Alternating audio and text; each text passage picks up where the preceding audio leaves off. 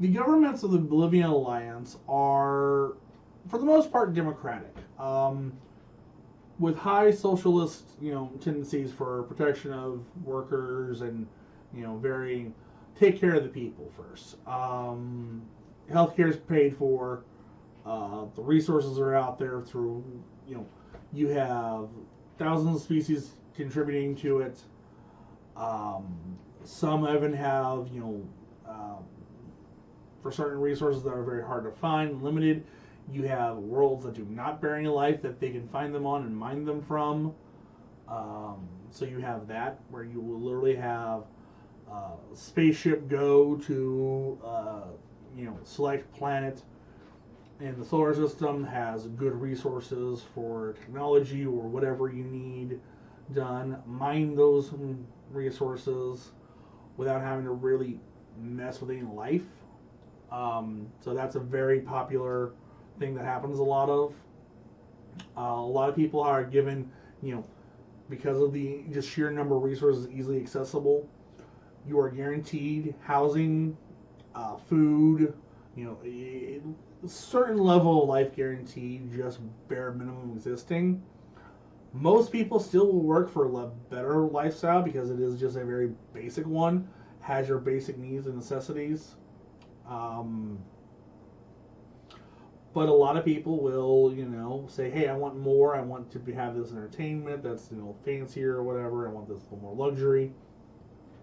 And so they work for it. And that's probably literally 99.99999% of the Bolivian Alliance's population. So there are those who do not work, but it is a very small percentage, and they aren't like down for it. They just don't contribute as much to the overall success of the everyone of these 1,000+ species.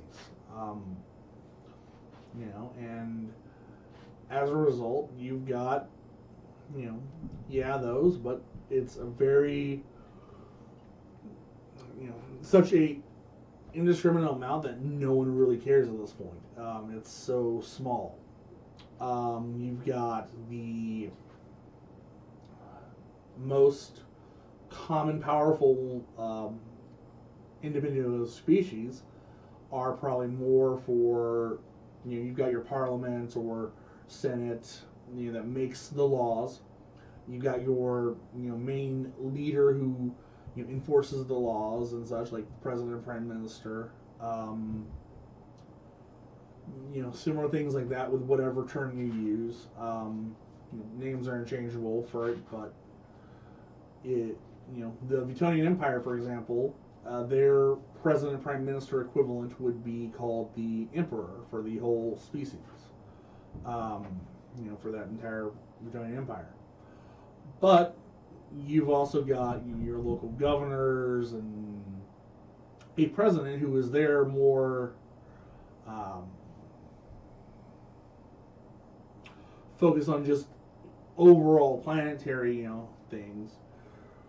Your emperor would also be dealing with like Oblivion Alliance level of diplomacy. So interacting with the species of the orcs or the very lichen species, all very much prominent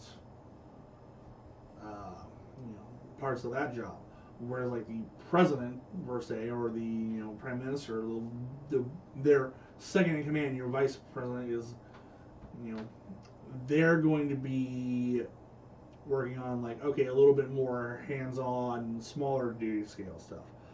They would be functionally the vice president or second in command, but they are not called vice president or something. They're called the president. The emperor is the actual big head honcho. So you'll have different cultures where they'll use different terms weirdly, but more or less it's all you could look at them and say, so you're basically like the vice president to the president, and they'd be like, yeah, that'd be an accurate way of describing how our system works to yours, and not be too offended. they're used to confusions and trying to figure out how to make it work. Um, the other side of that is you've got like the Gundarian Empire, which is not part of the Oblivion Alliance. They are the half of the Newtonian species that is very much against other species. They are very much, as described previously, neo-Nazi Germany dictatorship. But they are in a Cold War with the Newtonian Empire, much like Soviet Union and America were back, historically speaking, their Cold War, like that. They do attack other nations of the Oblivion Alliance and species, but it's usually on a much smaller scale. They're focusing right now on the Newtonian because that's where they feel the bigger threat is. And when the Oblivion Alliance has to deal with them attacking other species, they're usually sending a targeted strike group over a couple of individuals and just do it covertly because of the Cold War between the Newtonian Empire. If they were to actually go full on and attack the other species like they want to and feel they have the entitlement to, the Newtonian Empire would absolutely be saying call to arms, time to end it, and reclaiming the territory. So they're kind of the counterbalance to that right now for the Oblivion Alliance, so they're dealing with that.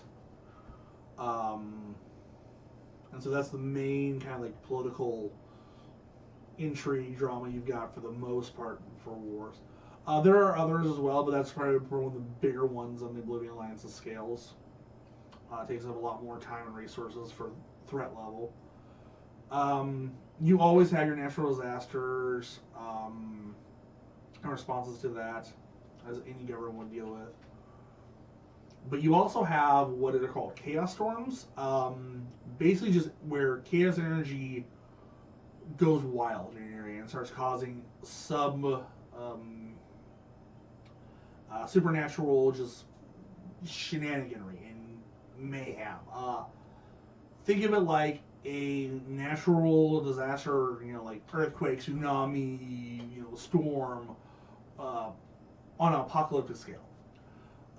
You're having an earthquake, a tsunami, a tornado, thunderstorm, hurricane, all at once in one area where you commonly wouldn't see any of these even. So it doesn't even make sense how they could all be possible there.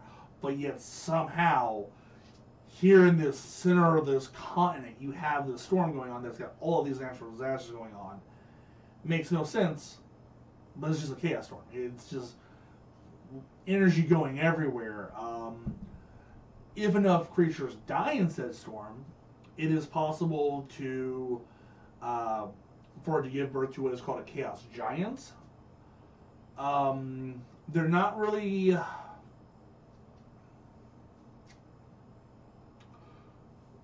true life. They're the chaos energy and given form and kind of mangled by the regrets and negative emotions of the life that is dying in this chaos storm that gave rise to them. To the point where chaos energy actually solidified enough to give a body to these and became one with these emotions.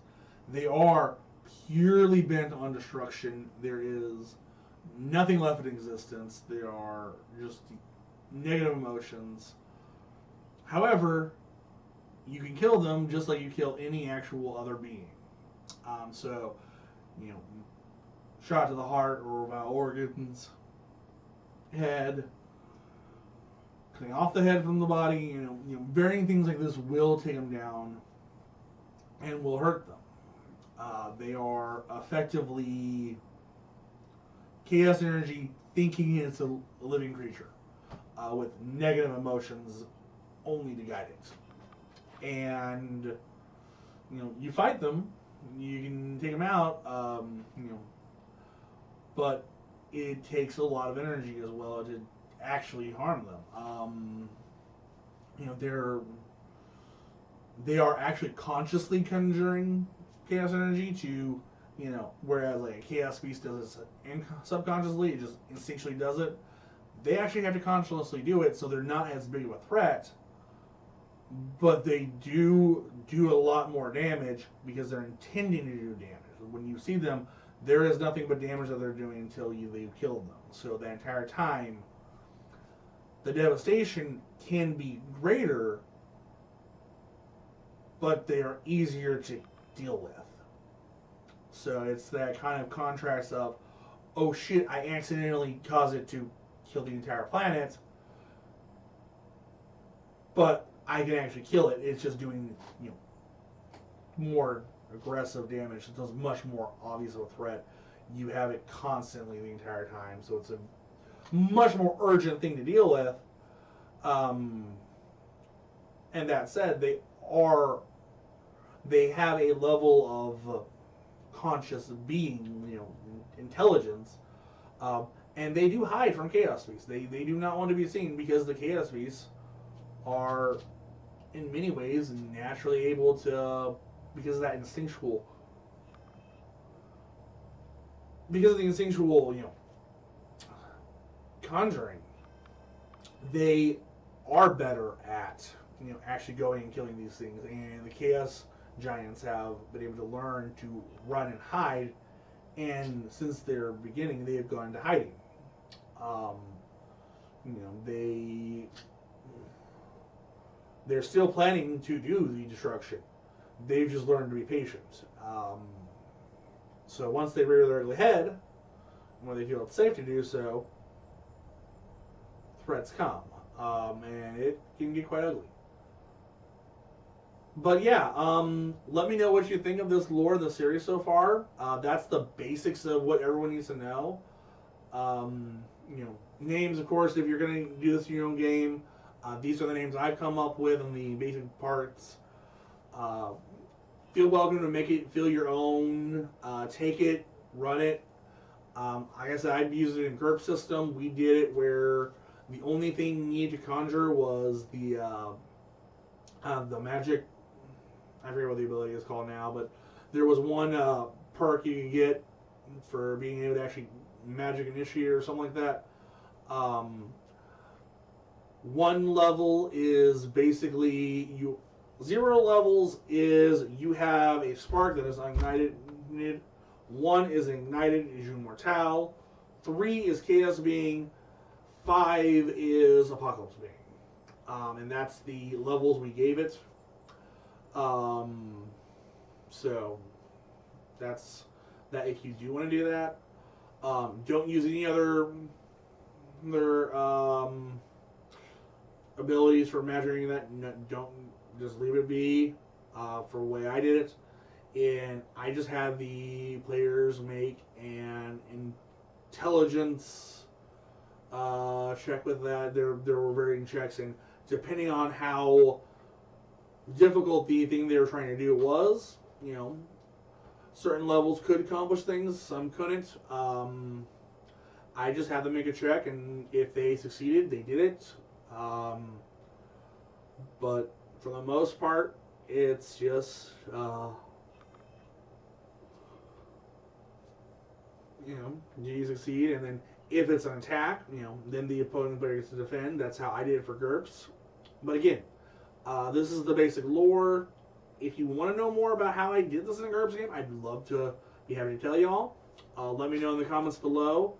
If you like this kind of stuff and want to see more of it, like lore videos for things that we've done, for like the worlds, the D&D worlds I've got in my actual D&D world, or you want to see other things, like, share, subscribe, you know, let me know. We'll see what we can do. In the meantime, I hope you enjoyed, and keep spending the fun, chaotic gamingness. So, catch you around, guys.